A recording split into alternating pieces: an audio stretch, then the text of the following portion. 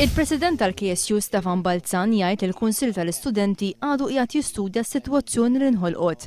Qal li fil-jiem li ġejjin se jkunu qegħdin iresqu proposti u rakkomandazzjonijiet għal soluzzjoni u li anki se jitresqu fih dan l-istrutturi tal-edukazzjoni u tal-politika soċjali li għandu l-KSU. Malli rajna sitwazzjoni fejn kien hemm xi studenti li ħajkunu mċaħdin milli jitlu fil-kors li jixtiequ konna konċernati ħafna.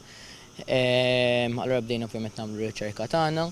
Stefan Balzan qal li tpoġġa n-numru limitat fuq dawk li se jiġu aċċettati għal kors tal-BEd u l-PGCE għax hemm realtà ta' nuqqas ta' postijiet. Qal ukoll iżda l-applikanti kellhom jiġu avżati minn qabel. Fi stqarrija l-Fakultà tal-Edukazzjoni konfermat li hemm nuqqas ta' postijiet għal teaching practice.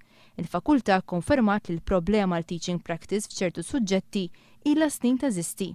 Intqal li qed isir sforz biex jiġi identifikat l-akbar numru ta' postijiet possibbli għal teaching practice.